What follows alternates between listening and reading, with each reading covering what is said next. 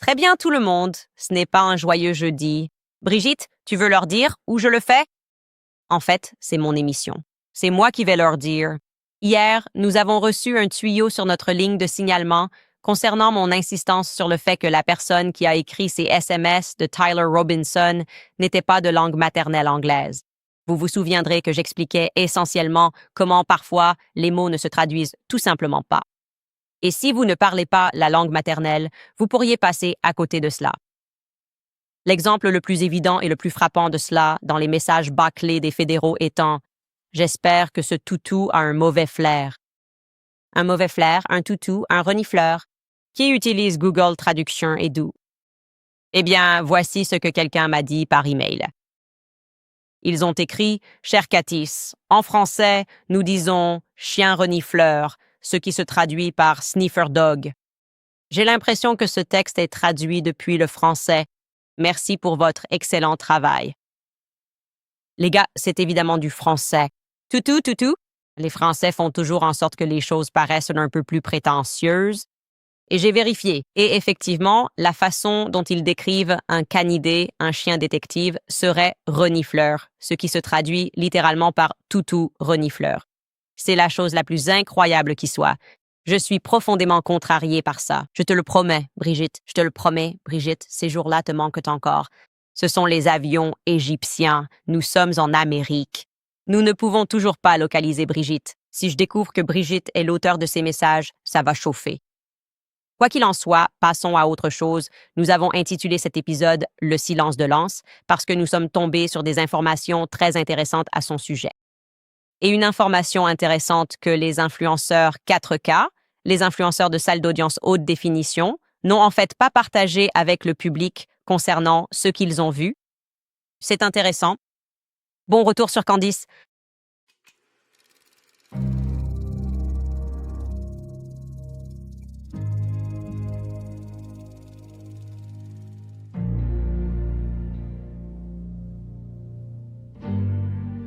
D'accord. Donc, tout d'abord, il a été porté à mon attention qu'un individu dont je n'avais littéralement jamais entendu parler de ma vie est allé chez Joe Rogan pour signaler que j'ai peur de débattre avec lui concernant l'affaire Charlie Kirk et qu'il m'a offert 300 000 $ pour le faire. Alors, juste pour que vous sachiez, l'histoire qui a mené à ce moment est que l'animateur du podcast Whatever, que je connais, un gars nommé Brian Atlas, a contacté mon responsable des relations publiques, Mitchell, avec une offre de 50 000 $ pour que je débatte avec cette personne. Et ensuite, il a augmenté le montant, je crois, à 150 000 $ initialement. J'ai immédiatement rejeté l'offre. Je n'avais sincèrement jamais entendu le nom d'Andrew Wilson auparavant. Et mon hypothèse était qu'il s'agissait d'un coup de pub, une manœuvre pour un jeune influenceur qui montait en grade et qui avait un peu d'argent à dépenser pour faire connaître son nom. C'est un peu comme si, et les gens font ça, vous essayez d'acheter une publicité pour vous-même.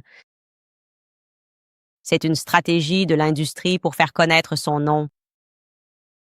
Bien sûr, le cas de Charlie Kirk n'était pas un gadget pour moi. Nous n'avons pas demandé d'argent, juste une discussion publique avec Turning Point USA, l'un de leurs affiliés, concernant l'affaire, que ce soit Blake Neff, Andrew Colvett, Erika Kirk, Yankin Bank, Frank, quelqu'un qui était sur les lieux ce jour-là. Nous leur avons offert la parole à plusieurs reprises. Maintenant, ce que je n'avais pas réalisé jusqu'à ce que les gens commencent à m'envoyer des extraits de ce type, Andrew Wilson, après son passage chez Joe Rogan, c'est qu'il est en quelque sorte affilié à Turning Point USA, une autre personne dans leur orbite qu'ils soutiennent, à tel point qu'il enlace apparemment Erika Kirk au siège de Turning Point USA. Je vais vous laisser écouter ce qu'il a dit à Joe Rogan lors de leur entretien. Écoutez. Nous avons proposé Candace Owens, je lui ai offert 300 000 $ pour faire un débat. Nous vous donnerons 300 000 $. Quelle est sa position? Que pense-t-elle qu'il s'est passé? Elle pense qu'Israël a travaillé de concert avec Tepusa et Erika Kirk pour assassiner Charlie. Sur quelle base? Eh bien, c'est la question à $1 million. Personne ne le sait vraiment. Elle n'a jamais présenté la moindre preuve jusqu'à présent qu'Israël ait jamais travaillé pour assassiner Kirk. Et Erika Kirk, certainement pas. En fait, sa position pendant très longtemps était « si Erika Kirk sort et me dit d'arrêter ça, d'arrêter la théorie du complot à ce sujet, je le ferai ». Alors Erika l'a fait. Elle s'est exprimée publiquement et elle a dit « Ça suffit, vraiment, ça suffit. Vous ne faites que causer plus de problèmes que de bien alors que cette enquête est en cours. » Et puis, soudainement, Erika fait maintenant partie du complot. Dès le lendemain, Erika, elle essaie de dissimuler tout ça. Elle fait partie du complot, elle aussi. Quand je suis allé au siège de TPESA et que j'ai parlé brièvement à Erika pendant que j'y étais. La première chose que j'ai faite, c'est ce que je pense que tout être humain normal et moral ferait.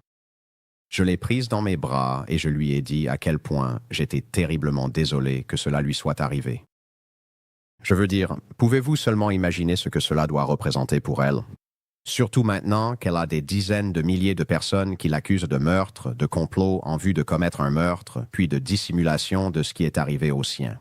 Je veux dire, c'est une torture psychologique ahurissante à un niveau que je n'ai jamais vu. Oui, avec le recul, c'est facile à dire. Mais étant donné la réaction, je pense qu'il aurait probablement mieux valu pour elle de se faire discrète pendant un moment. 1000%. Sortir avec les cierges magiques n'était pas une très bonne idée. Enfin, tout ça, ce n'était pas une très bonne idée parce que ça semblait juste insensé. Merci Joe Rogan d'avoir dit ça. Les gens se disaient « Ouais, d'accord ».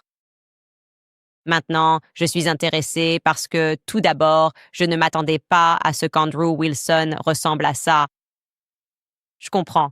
Je suppose, je pourrais probablement deviner comment vous avez magiquement mis la main sur de l'argent pour vous balader en offrant 300 000 pour une conversation.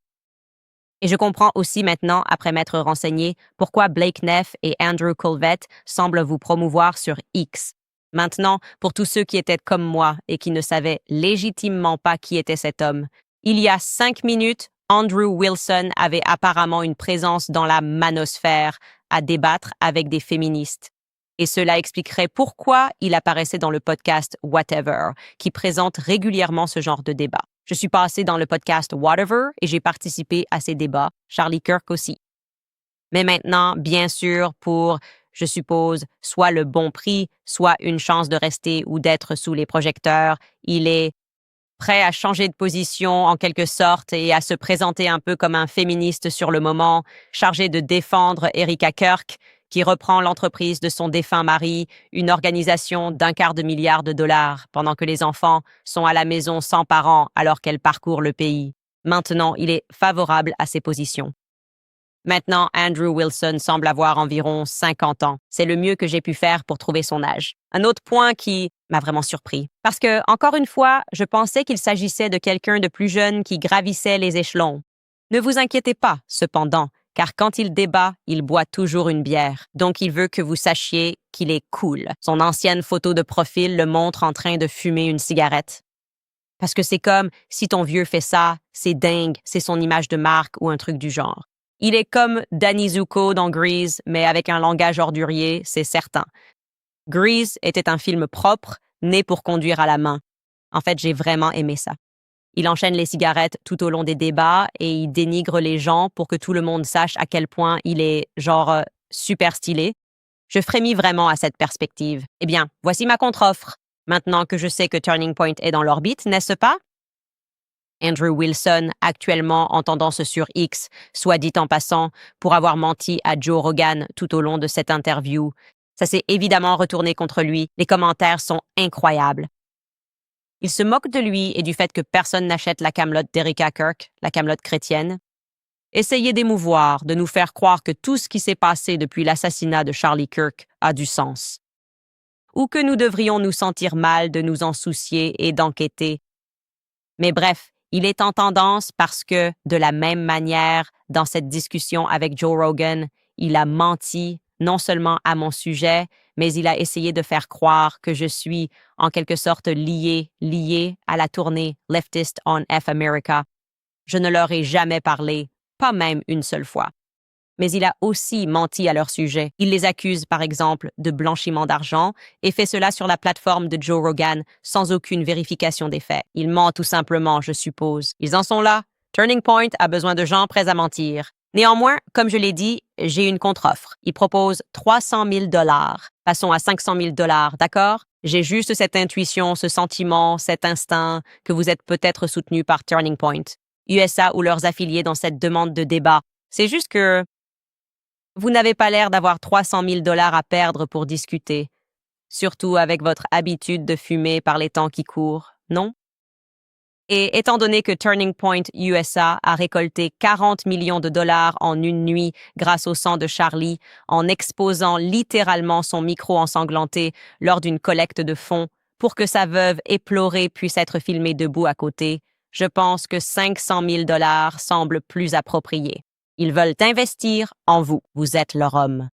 Dites-leur que c'est ce que ça coûte. C'est 500 000 $ entre vieux amis, n'est-ce pas? Par ailleurs, mon deuxième point de contre-offre que j'aimerais que vous preniez en compte, c'est que je suis enceinte de 7 mois. Donc, si vous avez envie d'un débat en face à face, vous devrez vous déplacer jusqu'à moi. C'est une question de décence élémentaire. Pas de limite de temps pour les débats. Ne vous inquiétez pas. Ce sera en direct. Nous présenterons tous les documents ou preuves que vous mentionnerez dans le cadre de cette affaire. Nous avons une équipe, donc vous pourrez envoyer des liens en direct. Nous ferons une pause pour vous laisser chercher vos preuves. Si l'équipe ne trouve rien, pas de piège. Prenez le temps qu'il faut, nous sommes en direct, tout le monde verrait si nous trichions. Point 2. A. Pas de clope près de moi, dur à cuire. Compris? Vous allez devoir venir seul et laisser vos cigarettes chez vous. Et c'est en fait, je dirais, la partie la plus importante pour moi, c'est ce qui doit se passer. Troisième partie ici. Soit Blake Neff, soit Andrew Colvett, soit Erika Kirk doivent vous revendiquer publiquement en premier, ce qui signifie qu'ils doivent dire qu'ils vous envoient débattre en leur nom concernant l'affaire Charlie Kirk. Pas d'esquive.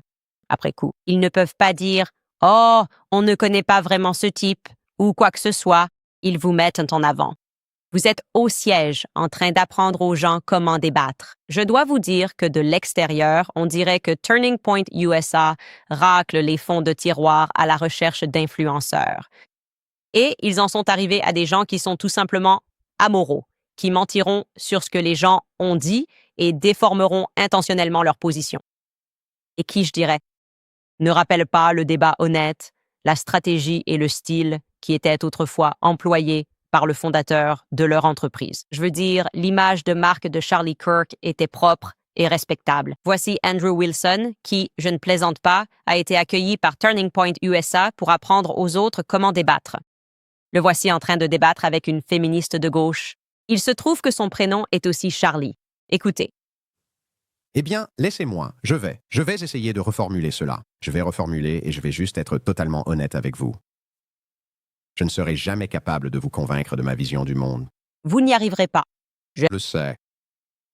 Mais la raison n'est pas que je ne suis pas un grand orateur, ou que je n'avance pas de bons arguments, ou que je n'ai pas dit des choses qui devraient être convaincantes pour une personne.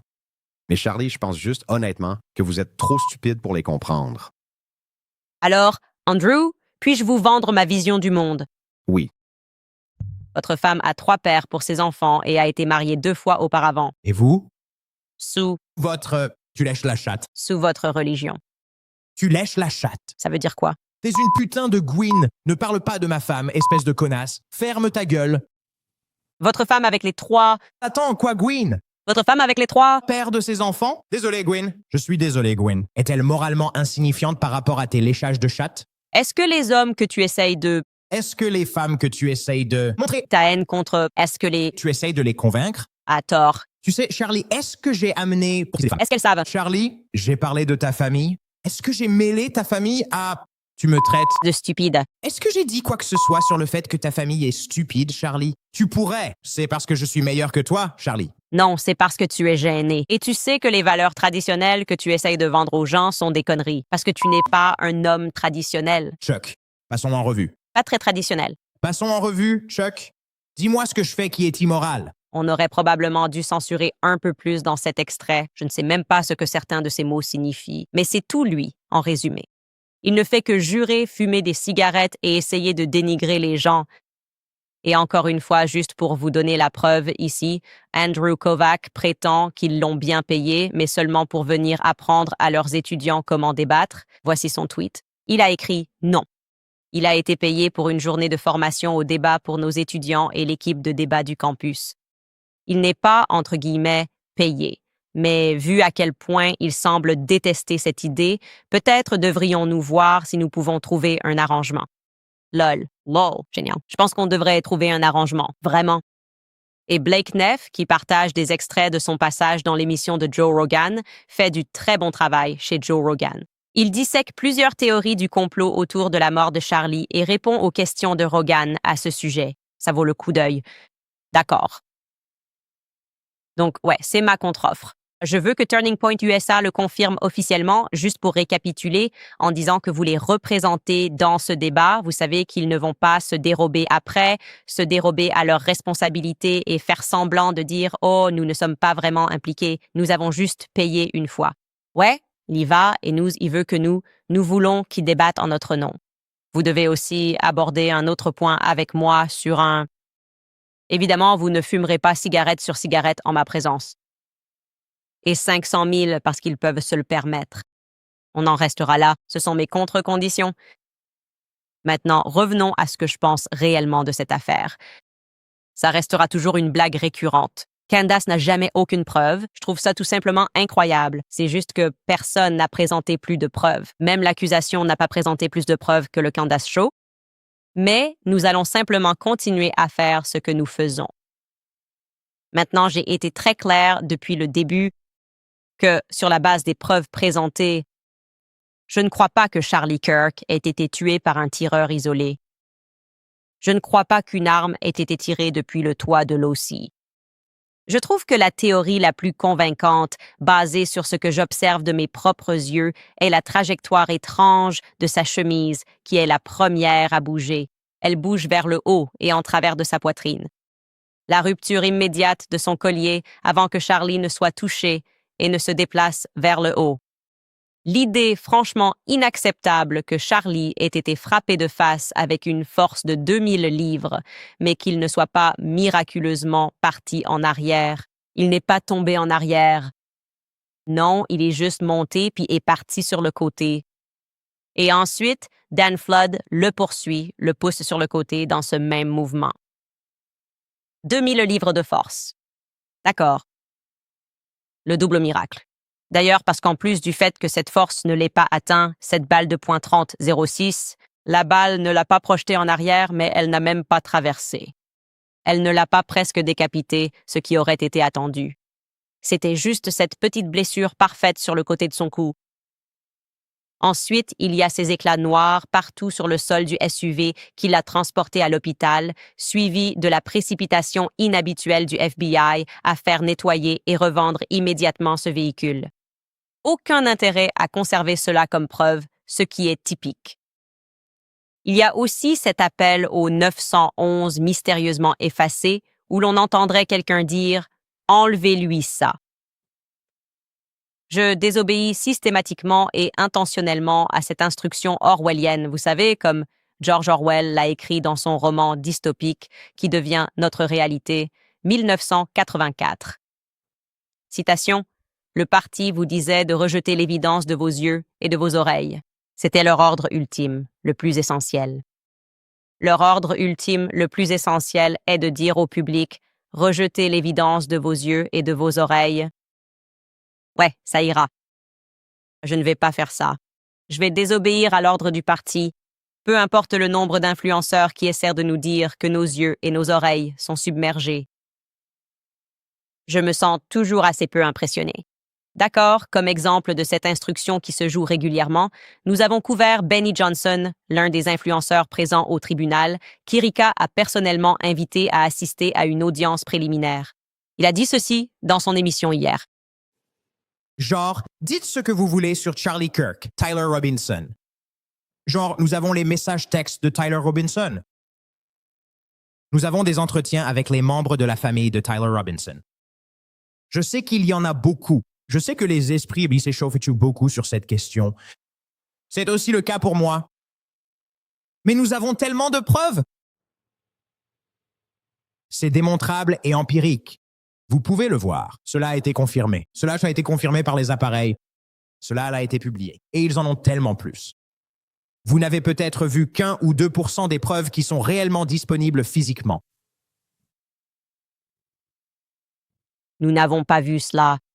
Nous n'avons rien vu venant de ses parents. Nous n'avons pas vu. On n'arrête pas de nous dire que nous le voyons. On n'arrête pas de nous dire que c'est là. Cela n'a même pas été mentionné lors de l'audience préliminaire. De quoi parlons-nous? Empirique? Je veux dire des preuves empiriques. C'est démontrable, c'est accablant.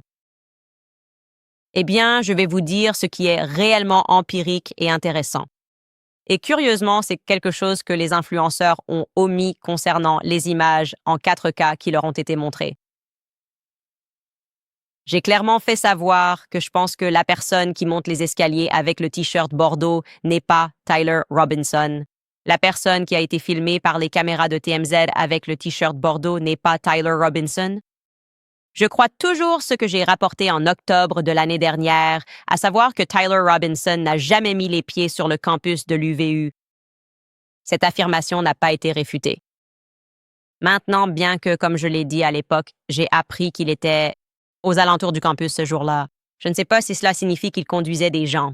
C'est certainement plausible, mais je ne pense pas qu'il soit l'une ou l'autre des personnes qui ont monté l'escalier ce jour-là. Et je crois que ce sont deux personnes différentes que nous voyons. Celui en bordeaux, puis plus tard dans la journée celui en noir. Je pense qu'il s'agit de deux individus différents. Et à ce propos, soit dit en passant, il est intéressant de noter que les étudiants de l'UVU m'ont confirmé qu'il n'y a pas de caméra à l'extérieur du parking. Il n'y a absolument aucune raison pour qu'ils montent par là. Le parking, si vous regardez le plan, c'est presque comme si les gens voulaient être filmés par les caméras. Tout le monde sait que si vous entrez dans un parking, il y aura des caméras. S'il était simplement sorti du parking pour faire le tour, il n'y aurait eu aucun moyen pour les caméras de le filmer. Je vais vous montrer ça sur la carte ici, d'accord? La carte de l'itinéraire réel qu'il a emprunté est là.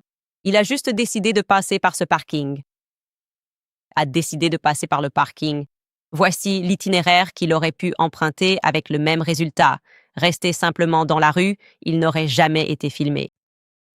Encore une fois, cela n'a absolument aucun sens, à moins qu'il ne veuille que les caméras le voient.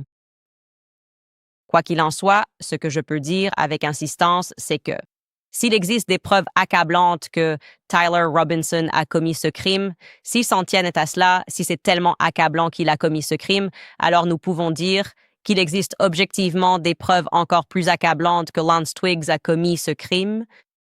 D'accord, parce que l'ADN de Lance Twiggs se trouve sur la serviette.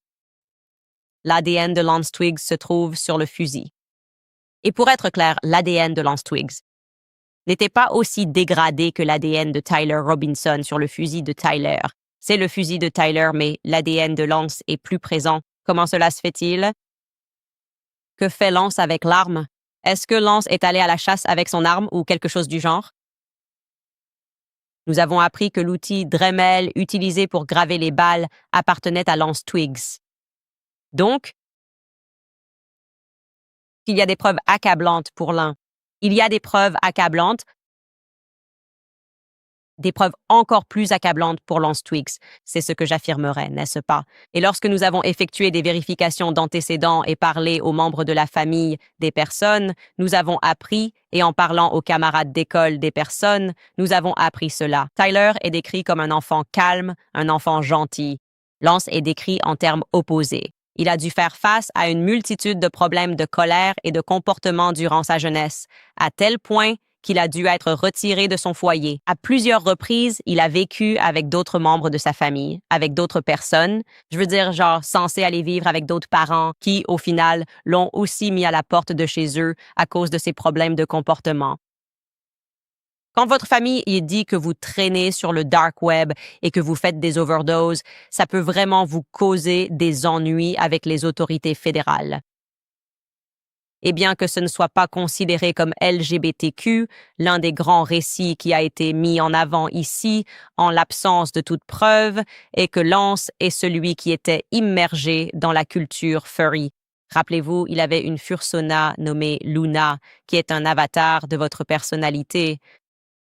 Nous devrions en discuter davantage, n'est-ce pas? La fursona de Lance nommée Luna, c'est en fait un personnage orthographié L-O-O-N-A.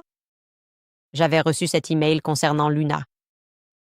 La personne a écrit « Cher Candace, je voulais partager un peu de contexte sur un personnage nommé Luna, issu de la série animée Eluvabos. Luna est un personnage très populaire parmi les membres de la communauté Furry. C'est une chienne de l'enfer anthropomorphe qui a normalement une apparence de loup, mais elle est aussi capable de se déguiser sous une forme humaine et de reprendre sa forme de chienne de l'enfer. Une part importante de son personnage tourne autour de sa difficulté à nouer des liens avec les autres.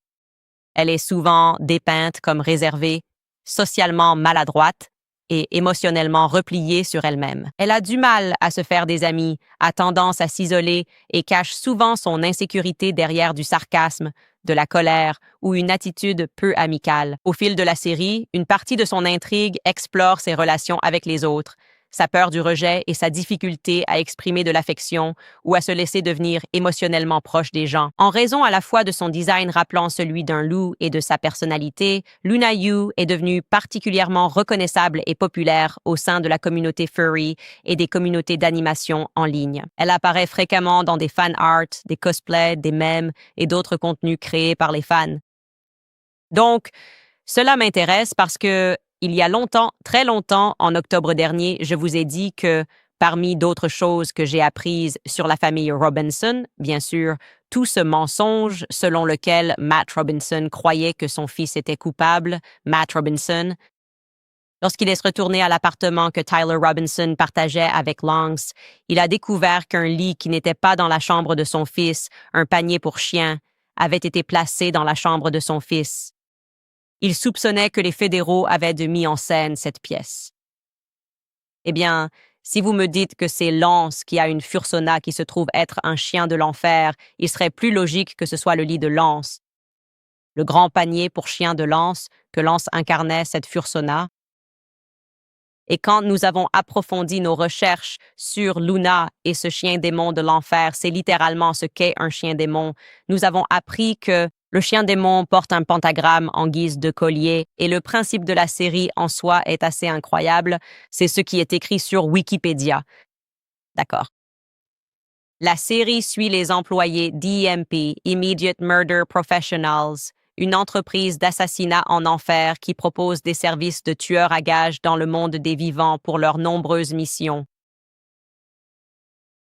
C'est tout simplement incroyable. C'est juste incroyable, surtout quand on met cela en perspective avec le fait qu'il y a des gens comme la femme du médecin légiste qui encouragent les gens en ligne et sur Discord à s'investir davantage dans ces avatars, à les accepter comme une sorte de personnage dissociatif dans leur vie. Cela peut être séparé, cela peut être sexuel, cela peut être n'importe quoi. Je trouve le personnage de Luna fascinant. Lance Twigs. Pourquoi Lance Twigs n'a-t-il pas été arrêté, en fait? L'alibi de Lance Twigs, pour vous le rappeler, pour le 10 septembre, est « Je dormais ». Ce récit a-t-il été remis en question, même par les autorités fédérales? Ont-ils confirmé qu'il était simplement, vous savez, en train de dormir pendant le plus grand assassinat depuis celui de JFK? Cela semble être quelque chose que l'on pourrait confirmer. On pourrait vérifier les caméras pour voir s'il se déplaçait ce jour-là et contrôler l'activité de son téléphone. C'est assez facile. N'est-il pas au moins envisageable qu'il ne dormait pas? Plausible qu'il ne dormait pas? N'est-il pas possible que la note manuscrite que Lance prétend avoir trouvée sous son clavier et dont il a ensuite pris une photo, mais qu'il a ensuite brûlée pour dissimuler les preuves? Pardon, quoi? Vous avez brûlé la note pour dissimuler les preuves après en avoir pris une photo, ce qui ne dissimule pas les preuves? Est-il possible que Lance ait simplement écrit la note et l'ait brûlée parce que nous n'allions pas trouver les empreintes digitales de Tyler Robinson sur cette note? Et puis, il y a ça, d'accord? Comme je l'ai dit, je suis convaincue depuis le tout début qu'il s'agit de deux personnes distinctes qui apparaissent sur le campus. Dans la cage d'escalier, l'un porte une chemise bordeaux, l'autre une chemise noire. À un moment ultérieur, maintenant, ce n'est en aucun cas une science exacte, mais la personne en chemise bordeaux semble être gauchère, ou du moins extrêmement ambidextre, car lorsqu'il descend les marches, ce que les influenceurs ont vu en 4K est en fait. Il est sur son téléphone et il semble soit terminer un message, peut-être juste passer le temps, qui sait, mais il tient son téléphone dans sa main gauche avant de le glisser dans sa poche gauche. Donc je veux que vous regardiez ça ici. Dans les images que nous avons vues, c'était très flou. Et je vais vous montrer ces images floues. Mais c'est ce que je vous dis.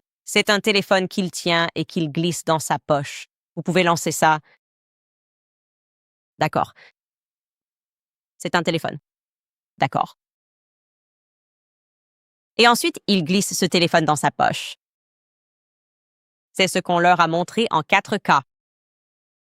Et ils n'ont pas mentionné cela. Ça pourrait être pertinent. Peut-être qu'ils ne l'ont pas remarqué.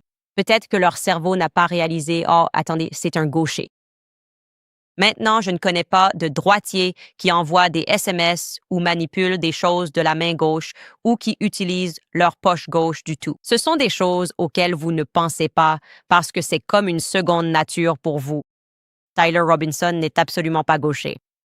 C'est en fait précisé dans ses documents juridiques. Mais si vous menez votre propre enquête sur toutes les nombreuses photos des réseaux sociaux publiées par sa mère sur Facebook, depuis qu'il est enfant, tout au long de sa jeune vie d'adulte, il est droitier. Au contraire, et c'est intéressant, avons-nous pensé, vérifions simplement ce qu'il en est pour Lance. C'est exactement l'opposé. À travers diverses photos publiques de Lance, il semble être gaucher ou, du moins sans aucun doute, ambidextre. Nous pouvons passer en revue certaines des preuves solides à ce sujet. Voici Lance sur un snowboard. Maintenant, il arrive que les gens apprennent à le faire avec la jambe opposée, mais nous pouvons vous montrer cet extrait. Vous verrez que lorsqu'il tombe même sur sa main gauche, d'accord? En général, on utilise son côté dominant, le droit. Pourtant, il a été photographié au Texas en train de faire le plein, utilisant sa main gauche pour pomper l'essence. Il y a aussi des selfies de lui sur Internet. Il prend les selfies avec sa main gauche. Et le plus convaincant, c'est cette vidéo de Lance enfant en train de jouer du piano. Maintenant, vous allez remarquer, avant que nous lancions cette vidéo, que sa montre est attachée à son poignet droit.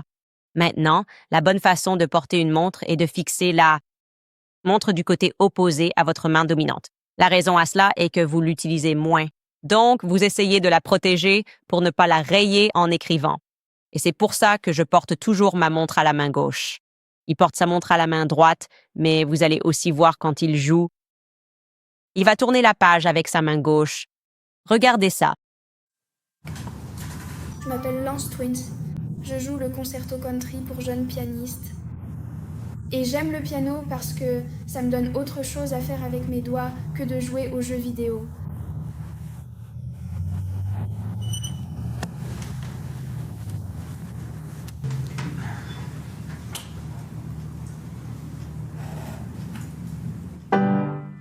Gauche. Pour commencer, c'est une dominance de la main gauche, peut-être ambidextre. Je trouve ça très intéressant. Cette petite poche pour téléphone que les fédéraux voulaient flouter pour que le public ne puisse pas voir que c'est son téléphone, il est sur son téléphone et il le met dans sa poche gauche. Et n'est-il pas intéressant que les fédéraux aient immédiatement senti, lorsqu'ils ont rencontré Lance, que ce n'était pas non, il n'est pas complice. C'est impossible. Cela ne leur a même pas traversé l'esprit. En fait, ce qu'ils ont décidé de faire après avoir interrogé Lance pendant quelques heures, c'est de lui proposer de le ramener chez lui. C'est un fait. Il a ensuite été déposé par la police à la résidence de ses parents. Les fédéraux l'ont ensuite transféré, lui et son père, dans une maison sécurisée. Les fédéraux ont payé pour qu'il vive dans un endroit inconnu du grand public. Tout cela me semble remarquablement étrange. Cette personne a accès à tout ce qui était à Tyler Robinson. J'aimerais savoir comment il était coiffé au moment des faits. Maintenant, voici quelques éléments que vous devriez connaître et que je suis heureux de partager avec vous alors que nous commençons à approfondir le sujet. Et en considérant cela, il est plausible que Lance ait emménagé dans cet appartement qui appartient à sa famille en juillet 2022. Il a initialement trouvé 2 colocataires, qui étaient frères. Ils s'appelaient Caleb et Bradley. L'un d'eux était dans l'armée. C'est Bradley. Caleb est parti 1 an plus tard. Et en 2023, Tyler Robinson a pris la place de Caleb. Donc, en août 2023, Tyler Robinson commence à y vivre. Il n'y avait donc plus que Bradley, le militaire, Lance et Tyler Robinson qui vivaient en colocation. Jusqu'en novembre 2024, Donc, à la fin de 2024, Bradley, le militaire, a déménagé, invoquant une obligation militaire. Cela a laissé Tyler et Lance seuls dans cet appartement au début de 2025. Ce sont juste quelques faits supplémentaires que je souhaiterais introduire dans le domaine public et qui pourraient être intéressants. Donc oui, ça, c'est ma position. Ce sont les choses sur lesquelles je me penche. J'ai toujours soupçonné, et encore plus après l'audience préliminaire, que Lance aurait pu être un agent fédéral, qui s'est retrouvé mêlé à quelque chose dans ses communautés en ligne. C'est une allégation, c'est mon point de vue. On revient après une pause. Dites, avez-vous l'impression de travailler plus dur tout en vous endettant chaque mois entre les courses, les factures et les crédits qui s'accumulent? S'en sortir paraît impossible. Les paiements minimums ne règlent pas vos dettes. Ils sont conçus pour vous piéger, mais PDS Debt peut vous aider. Réduisez de moitié vos dettes de cartes, prêts ou factures médicales. Commencez par une évaluation gratuite de 30 secondes sur pdsdebt.com/Candace. Simplifiez vos paiements et optez pour une mensualité réduite. Économisez dès la fin de l'évaluation rapide. Si vous avez un solde sur vos cartes de crédit, cela vous coûte de l'argent chaque jour. Aucun score de crédit minimum n'est requis. PDS Debt est l'entreprise la mieux notée du secteur avec des milliers d'avis 5 étoiles et une note A+ auprès du BBB. Alors, obtenez votre évaluation personnalisée gratuite de 30 secondes dès aujourd'hui sur pdsdebt.com/Candice. Encore une fois, c'est pdsdebt.com/Candice. Je dois vous parler de Nimi Skincare. Vous savez, je les adore. Ils fabriquent les meilleurs produits de soins au suif que j'ai jamais utilisés. Leur suif provient de bovins nourris à l'herbe et élevés en pâturage dans une ferme du Montana, dans un monde où tant d'entreprises cachent la provenance de leurs ingrédients. C'est vraiment important. Tout le monde semble parler de suif ces jours-ci, mais tous les suifs ne se valent pas. Nimi privilégie des ingrédients d'exception pour créer des produits que l'on adore utiliser. J'utilise personnellement la crème Sunshine et le baume Buzine. La crème Sunshine, devenue un incontournable, est riche et nourrissante. Composée de suif, d'aloe vera, d'huile d'avocat et de beurre de karité, elle hydrate la peau en profondeur tout en restant légère. Elle laisse la peau douce et saine, sans fini gras. Pour un besoin de soutien, j'utilise le baume au suif Buzine. Sa formule riche retient l'hydratation et nourrit la peau en profondeur. J'aime la simplicité de ces produits, ingrédients de qualité, fabrication et approvisionnement américain et une efficacité réelle. Curieux des soins au suif, c'est le moment. Visitez nimiskincare.com et utilisez le code Candice10 pour 10% de réduction. Encore une fois, c'est nimiskincare.com, code promo Candice10 lors du paiement. Rejetez l'évidence de vos propres yeux et oreilles. C'était l'instruction finale de ces paris. Et l'instruction la plus cruciale se déroule en ce moment même sur X de la manière la plus bizarre qui soit. Je n'en peux plus de ces sionistes. C'est incroyable de voir jusqu'où ils vont avec ça. Évidemment, les prix de l'essence et des courses ont augmenté. Je veux dire, si vous êtes juste, je ne sais pas, juste sorti, si vous avez bougé, ce n'est pas quelque chose que vous pouvez nier, et vous ne serez certainement pas en mesure de présenter des graphiques et de dire aux gens « Non, vous vivez merveilleusement bien ». Tout le monde souffre à la pompe. Tout le monde souffre quand ils vont faire les courses. La viande est plus chère. Je dois dire, je ne sais même pas pourquoi vous essayeriez de prétendre le contraire, à moins de penser que les gens sont vraiment stupides. Et vous pouvez vous lancer dans une campagne d'influence pour faire en sorte que les gens ne croient pas ce qu'ils voient et entendent de leurs propres yeux et oreilles, n'est-ce pas? Donc Matt Walsh tweet quelque chose qui est manifestement vrai. Il tweet ceci. Il tweet « Les prix des courses sont délirants ». Il continue d'augmenter. S'attaquer à ce problème devrait être la priorité numéro 1 de chaque élu. Mettez fin aux guerres étrangères stupides et concentrez-vous sur ce problème. C'est l'une des principales raisons pour lesquelles les socialistes gagnent du terrain. C'est un fait. Évidemment. Et nous le reconnaissons. Nous avons de l'argent illimité. Quand il s'agit de faire la guerre avec un argent illimité, quand il s'agit de l'Ukraine, des milliards pour Israël, on peut juste dire, allons au détroit d'Ormuz. Et puis, quand vous vous demandez si nous allons obtenir une réduction d'impôts, non, nous n'avons plus d'argent. On regarde les prix par ici. Rien ne s'améliore. Et les gens ont raison d'être contrariés par ça. Donc, évidemment, le problème, c'est qu'il a mentionné les guerres étrangères et que les néoconservateurs ont dû s'y mettre immédiatement et expliquer que ce n'est pas vrai. Et en fait, leur argument est que les gens doivent simplement se concentrer sur la préparation de repas faits maison. Ils doivent arrêter de manger dehors et reconnaître que vous êtes juste gâtés. Si vous êtes une personne qui pense que les choses ne sont pas abordables, c'est parce que vous êtes gâté. Nous avons besoin de nos guerres, mais vous êtes gâtés. Joel Berry, qui ça? Je ne sais même pas ce que ce type a fait ou a jamais fait pour le Babylon Bee. Il écrit ceci. Il écrit « Hier soir, ma femme a préparé des burritos maison pour notre famille de 8 personnes et cela a coûté moins de 20$ au total pour tout le monde. Je commence à penser que la crise de l'accessibilité financière est en réalité une crise du « je ne sais pas cuisiner ». Je ne crois pas un mot de ce qu'il dit là.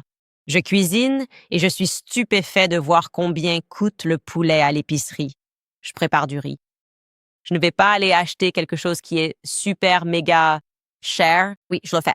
Je dirais concernant le bœuf que je soutiens toujours le marché fermier, où je paie évidemment plus cher parce que je veux soutenir les agriculteurs. Mais j'ai remarqué que les choses sont devenues progressivement plus chères et je devrais être capable de soutenir les agriculteurs. Je devrais pouvoir le faire, aller au marché fermier et acheter cette viande sans me sentir coupable parce qu'ils prétendent que « Oh, le problème c'est que vous ne savez pas cuisiner. Nous savons cuisiner. » Vous ne pouvez pas être aussi déconnecté de la façon dont les gens vivent. Donc Matt répond à Joel et il dit « L'un des problèmes avec cette affirmation est que pratiquement aucun républicain ne tenait des arguments du type « la crise de l'accessibilité financière est fausse pendant les années Biden ». Il est clair pour tous que nailler ces défis économiques est motivé par la politique. Ils veulent la guerre, encore la guerre, et du sang, toujours du sang. Il a raison. Il ajoute le deuxième problème, c'est que peu importe l'économie de votre famille ou le prix de vos burritos maison, la hausse des prix de l'épicerie depuis 6 ans, qui se poursuit sans s'arrêter ni s'inverser, est une réalité mathématique. C'est un fait indéniable. Les prix de l'épicerie ont grimpé de plus de 30% en 10 ans. Tant mieux si vous êtes épargné, mais le problème est bien réel. Les conservateurs doivent proposer mieux que, je cite, « apprenez à faire des burritos bon marché ». Sinon, nous allons nous faire complètement écraser. C'est une autre réalité. Ouais, je ne sais pas comment les gens, en dehors, encore une fois, de leur soif de sang sioniste général, et devoir faire croire que ce n'est pas parce qu'ils prennent constamment de l'argent et qu'ils ne sont pas des parasites de notre économie, comment pouvez-vous soutenir ça? Allez parler aux gens. Évidemment, les courses sont devenues incroyablement chères et elles continuent de le devenir. Donc, tout ce que Trump a promis n'a pas été tenu. C'est parler franchement. Ce qui est vraiment drôle là-dedans, c'est que Matt fait évidemment allusion au fait que cela prouve simplement que vous êtes un imposteur total, parce que vous ne teniez pas ces arguments, ou du moins vous reconnaissiez la crise du coût de la vie quand Biden et Kamala étaient au pouvoir. Et effectivement, Joel lui-même, Joel Berry, s'est plaint du prix des courses quand Kamala Harris était au pouvoir en 2024. Vous ne devriez jamais, au grand jamais, perdre de vue à quel point les sionistes sont frauduleux. Ils veulent juste la guerre, d'accord? Voici ce qu'il a réellement tweeté en 2024. Kamala Harris tweet « La campagne porte sur 2 visions différentes pour notre nation. La nôtre est tournée vers l'avenir. Donald Trump est tourné vers le passé. Nous ne reviendrons pas en arrière. » Joe Barry a répondu « J'aimerais revenir à l'époque où il n'y avait pas de guerre et où je pouvais payer mes courses, s'il vous plaît. » Ouais. Tu n'es qu'un partisan borné, Joel. Tu es un partisan borné. Maintenant, tout à coup, c'est problématique quand Matt Walsh dit la même chose et garde la même énergie, peu importe qui est au pouvoir, ce qui est authentique, et vous allez juste dire « non, désolé. Nous voulons vraiment ce détroit d'Ormuz et nous devons tuer des Iraniens. Et donc tu dois apprendre à cuisiner un burrito ou quelque chose comme ça. » Et puis, je ne sais même pas, il a juste un retour vers le passé, Dan Crenshaw, qui est heureusement hors de ses fonctions au Texas. Personne n'a déçu le public plus rapidement que Dan Crenshaw. Il enchaîne ensuite avec ceci. C'est incroyable, voir les néoconservateurs du Parti républicain tenter ça est choquant. Il a écrit « J'entends parler de ce débat stupide sur le burrito à 20$. Je vais énerver les perdants sur les réseaux avant de dormir. » Arrêtez de pleurnicher, bossez, mangez des ramen comme nous à l'université avec un budget serré et 4 colocs. Le marché se moque de ce que vous pensez, de ce que les choses devraient coûter. Seuls les communistes s'en soucient. Ils fixent les prix et tout le monde meurt de faim. Êtes-vous communiste? Ou êtes-vous un homme adulte américain capable de gérer ses propres affaires? Oh, il est là. En fait, je faisais partie de ces étudiants qui étaient complètement fauchés et qui mangeaient des ramen. Même ça, c'est devenu plus cher. Tout est plus cher. L'idée que les gens mangent au restaurant parce que, d'une certaine manière, c'est un luxe. Non, en fait, quand je cumulais 2 emplois et que je n'avais pas le temps de préparer mes repas, j'allais chez McDonald's et je prenais le menu à $1. On ne peut plus faire ça aujourd'hui. On ne peut plus rien avoir pour $1. La taxe était de 600. C'est tellement ancré dans ma tête.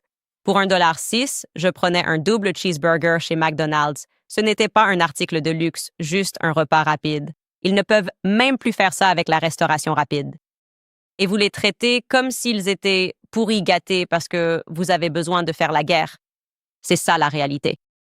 Et bien sûr, jamais en reste. On connaît Beavis et Butthead. Blake Neff est revenu avec un graphique parce que c'est comme ça qu'ils vont vous convaincre. Ne dites rien, nous avons ce graphique qui vous montre que vos courses ne sont pas chères. Je me fiche que vous disiez que vous vivez une réalité ou ce que vos yeux, vos oreilles et votre carte bancaire vous disent. Blake Neff a un graphique. Il a écrit ceci. Les Américains dépensent littéralement une plus petite part de leurs revenus dans la nourriture que n'importe quel autre pays sur la planète. Bien sûr, il a partagé un graphique du Forum économique mondial. Il est passé en mode mondialiste complet là, parce que les mondialistes essaient essentiellement de nous dire de manger des insectes et de mourir. Et donc, naturellement, il a partagé ce graphique totalement hors de propos. Et il s'est fait épingler par une note de la communauté disant que l'article lié utilise des données d'avant 2016, montrant les États-Unis, avec les parts de dépenses alimentaires les plus faibles. En fait, vous avez renforcé l'argument de Matt sur la façon dont les choses ont changé au cours de la dernière décennie. Encore une fois, je ne sais tout simplement pas comment il pense que ce sera un message gagnant à l'approche des élections de mi-mandat. J'ai le sentiment que Matt Walsh aura raison. Sur quoi se concentre-t-il? Oh, encore de la propagande iranienne, je suppose. Et donc, il est profondément ironique que tout cela se produise. Le même jour, ou plutôt, cela fait 2 jours que c'est en tendance sur Twitter, mais aujourd'hui même, le Daily Wire a publié une bande-annonce.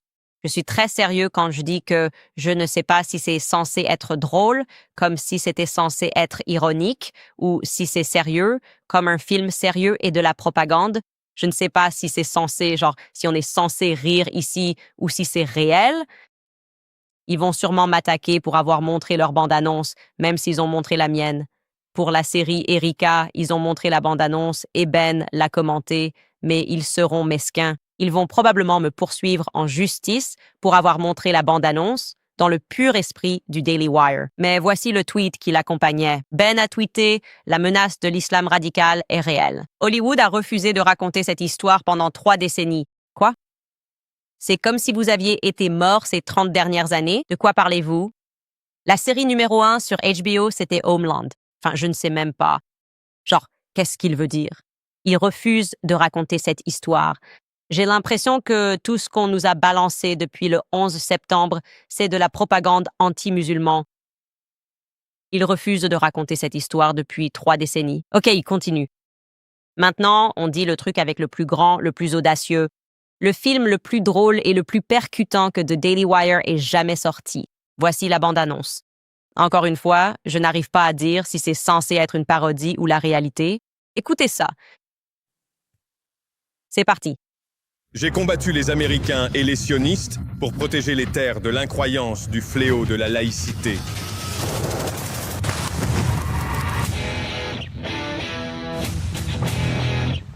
Écoutez le capitaine Saunders demain. Ce retraité de la Delta Force vient de publier un nouveau livre. Il est l'opposé de ces manifestants décérébrés. Avec le climat actuel, Clay Saunders a-t-il sa place sur le campus? Monsieur Saunders est un ami personnel proche du chancelier Friedman. C'est une décision que je ne peux pas ignorer. Il y a 3 façons dont l'islam conquérera l'Occident. Par l'immigration, par le ventre de nos femmes. et en utilisant les libertés de notre nation contre nous. Vous faites attention. Vous devez. Allah est le plus grand. Écoutez attentivement. Le grand Satan, l'Amérique, tombera.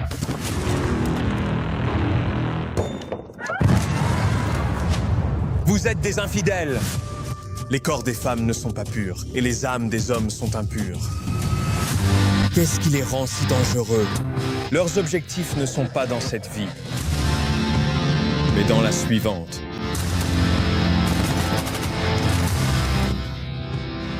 J'ai des amis ici. Je ne peux pas simplement les abandonner. Écoute-moi, selon la loi, nous ne pouvons ni fuir, ni nous cacher de ce qui arrive. Nous devons nous battre. Je serai récompensé 10 000 fois dans la vie suivante. Quand vous mourrez, vous ne serez rien. Il n'y a qu'un seul moyen de le savoir. C'est ça, la méthode américaine.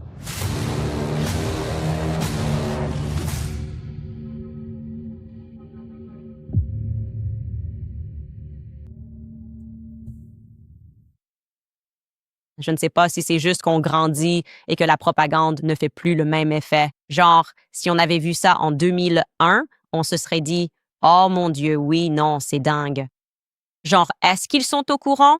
On est au courant pour la CIA et Israël. Financer Al-Qaïda, financer Al-Nosra, la devise du Mossad, vous savez, celle selon laquelle ils vont conquérir le monde par la tromperie. Est-ce qu'ils savent qu'on sait qu'Israël est derrière tout ce radicalisme? Je ne sais pas. Je sais pas. C'est un peu trop gros. C'est un peu trop gros. Ils vont vous conquérir par le ventre de leurs femmes. Genre, qui écrit ce genre de truc? C'est juste, je le crois tel quel. C'est une promo pour la bande-annonce. Un rappel, alors même qu'ils meurent d'envie de faire la guerre à l'Iran et qu'ils vous disent « Vous savez ce que vous devriez faire? Vous devriez apprendre à cuisiner un burrito. » Et allez aussi voir ce film et comprendre que c'est la raison pour laquelle vous devez faire ces sacrifices. C'est parce que si vous ne le faites pas, vous allez devoir, vous ne pouvez pas fuir, vous ne pouvez pas vous cacher, vous allez devoir combattre l'islam radical. Donc, vos options sont, vous devez juste manger des burritos à la maison, apprendre à cuisiner et reconnaître que la menace ici, c'est l'islam. Ce n'est pas le sionisme, c'est très clair dans cette bande-annonce. Bref, je voulais aussi vous montrer ce clip que je trouve fantastique, le Rabin Shmuley, qui est juste l'un des représentants les plus répugnants de ce qu'est le lobby sioniste, harcelant constamment les gens, menaçant de poursuites judiciaires. Pour une raison quelconque, il est en Islande. Et ce n'est pas subtil, soit dit en passant, du tout. C'est comme si je ne soupçonnerais pas qu'il soit là-bas en vacances. C'est juste comme un parasite en Islande.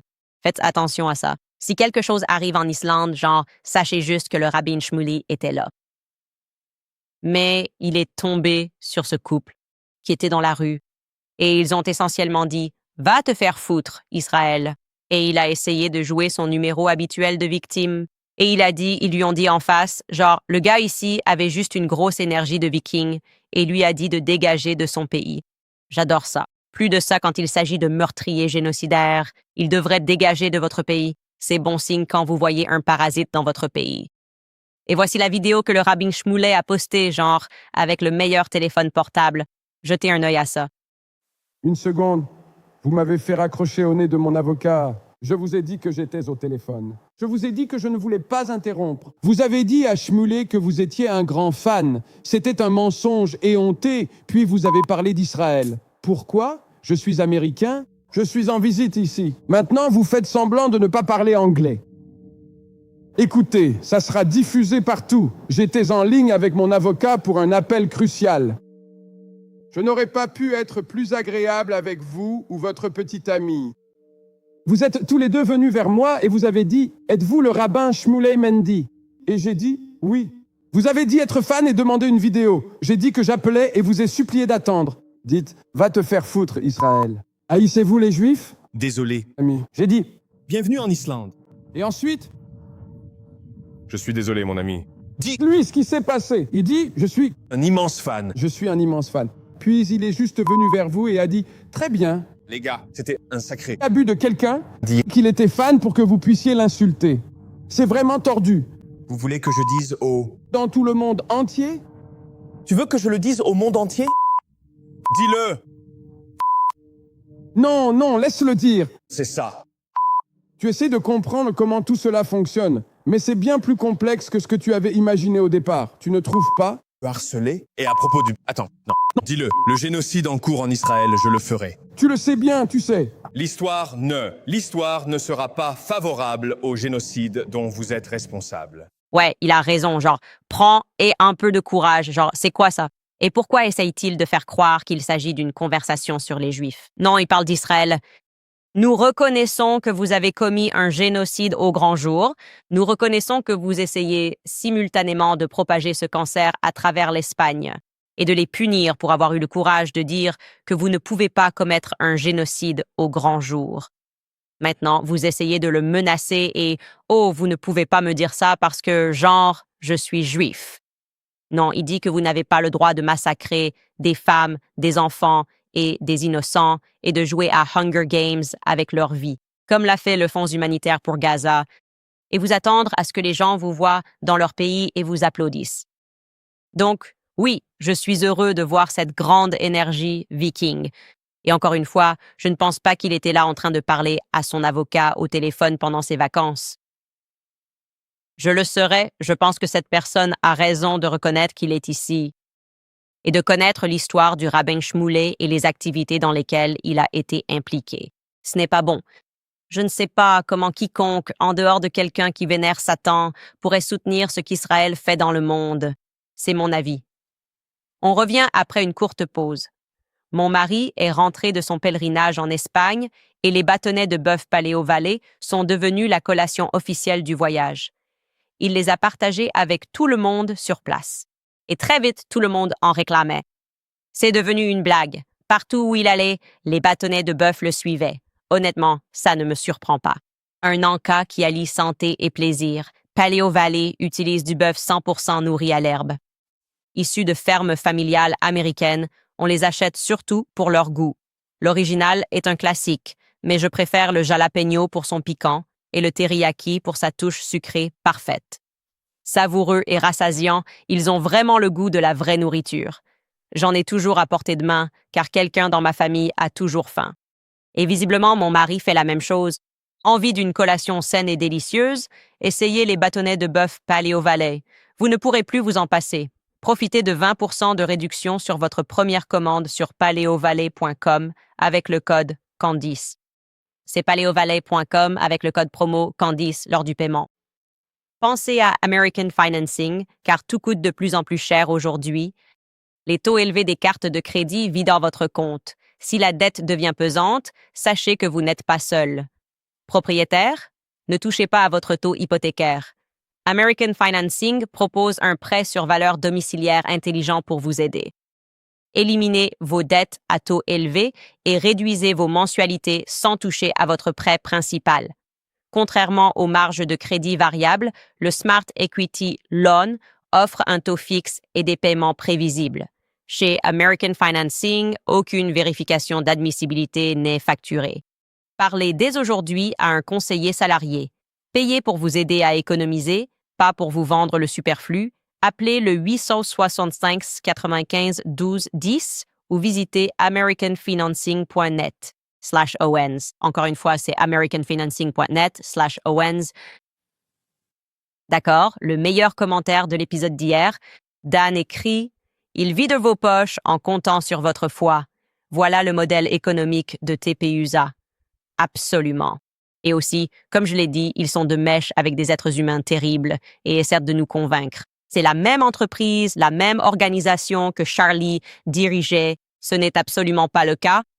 Ils jouent à sale. Ils ne croient en rien. Ils n'ont rien exprimé de ce que Charlie a exprimé, ni suivi ses règles de décence. Follower of Christ for Life écrit « L'endroit le plus courant où Satan apparaît, selon les Écritures, est dans la fausse religion. N'oubliez pas qu'il se déguise en ange de lumière. Encore une fois, je classerai cela dans la catégorie « Sommes-nous simplement plus conscients de la propagande ou est-elle devenue plus extrême? » Parce que je regarde ces choses et je me dis « Les gars, personne n'achète ça. Pourquoi continuez-vous à le faire? » Les gens peuvent voir cette arnaque à la fois et pourtant ils continuent.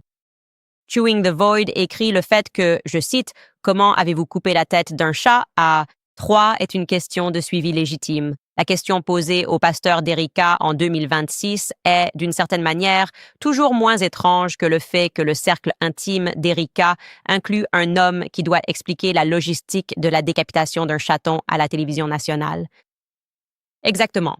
C'est tellement bien dit. Il y a tellement d'étrangeté qui la suit.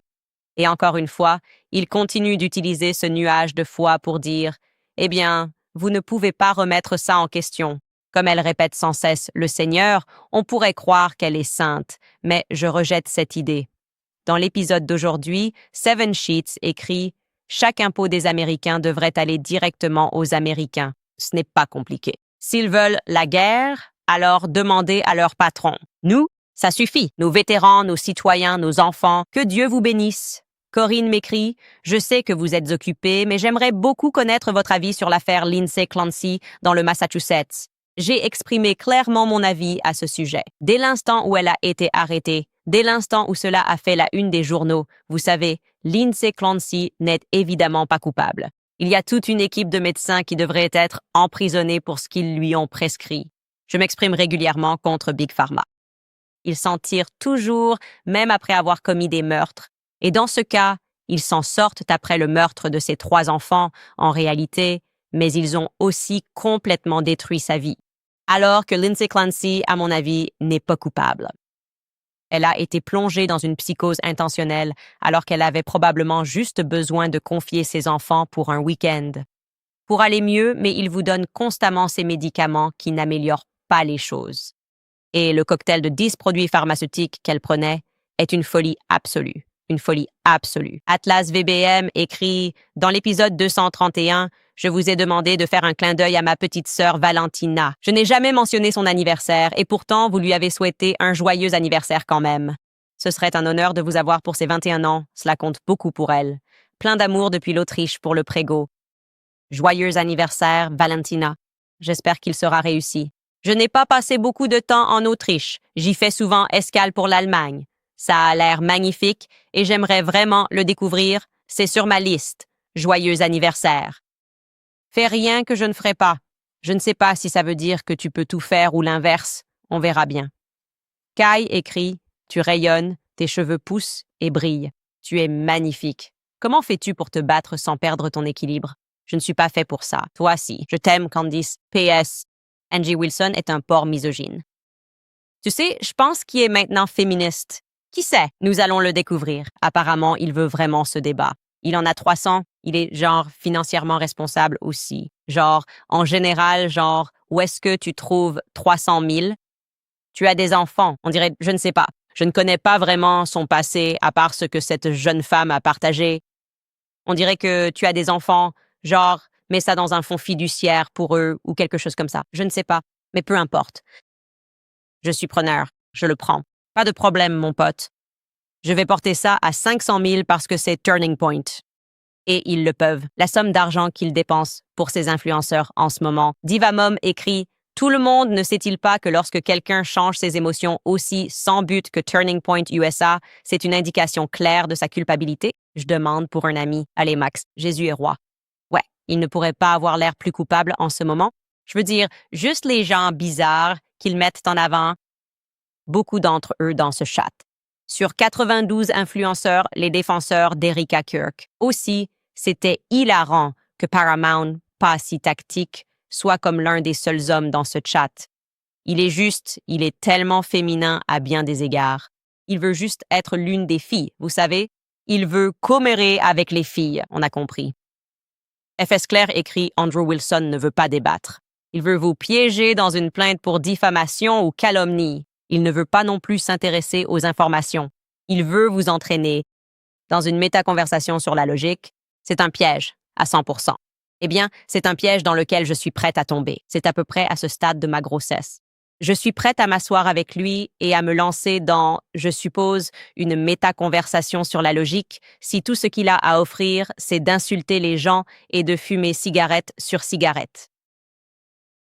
Oui, j'ai étudié cette affaire sous toutes les coutures depuis le début.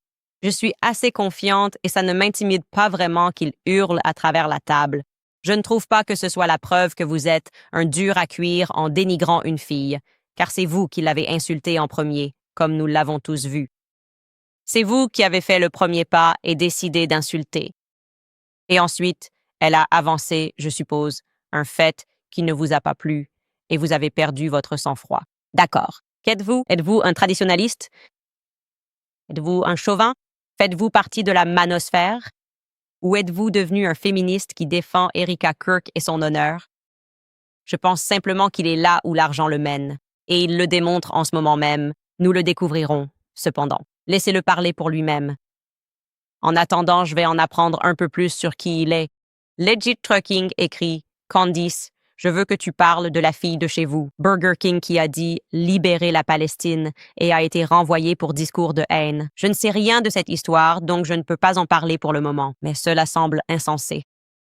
Cela semble insensé alors que tout le monde reconnaît que libérer la Palestine est la seule perspective morale à adopter aujourd'hui. C'est la seule position juste. Bien sûr, Punkt écrit « Très bien les gars, je dis tout le temps à ma sœur que Candace est comme Batman. Pour info, Batman était considéré comme le plus grand détective du monde. Est-ce que quelqu'un d'autre pense que l'équipe de défense de Tyler Robinson devrait regarder chaque épisode? Il devrait certainement le faire. Il devrait certainement le faire.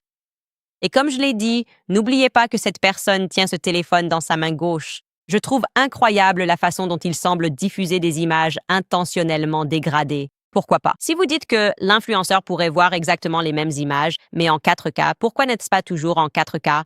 Est-ce que cela a du sens pour vous? Pourquoi ce ne serait pas simplement toujours en 4K? Pourquoi devez-vous montrer les 20 minutes d'images et les clips assemblés dans une qualité dégradée? Et puis soudainement dire « Oh, mais nous avons aussi ceci qui est agrandi et plus clair. » Montrez simplement les images plus claires. Oh, parce que l'une est censée être destinée au public et c'est censé être fait pour qu'on ne puisse pas assembler les pièces comme ça en réalisant que c'est un téléphone qui va dans ses poches. Quoi qu'il en soit, nous publierons certainement d'autres images dans un avenir proche. Et ouais, c'est pour ça qu'ils réclament à corps et à cri que le FBI fasse une descente chez moi parce que je dis simplement plus de pouvoir au peuple. Si c'est si accablant, laissez-nous être submergés par ce raz-de-marée de preuves qu'il ne cesse de promettre et qui ne fait jamais surface.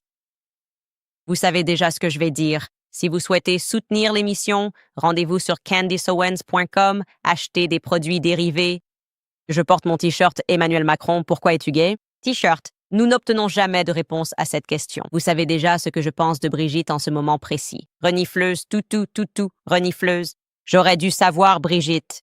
J'aurais dû savoir que c'était toi. Vous pouvez acheter une tasse Stop Anticancérisme. C'est l'achat le plus approprié, étant donné ce groupe de discussion sur lequel nous sommes tombés et qui publie mon adresse. C'est une forme extrême d'anticanonisme. Et je pense vraiment qu'il devrait y avoir des manuels et des cours enseignés à ce sujet. Je serais heureux de faire le tour des écoles pour parler de l'anticanonisme et expliquer pourquoi il faut l'arrêter avant qu'il ne se propage. Quoi qu'il en soit, nous verrons si cela arrive. Nous vous reverrons lundi.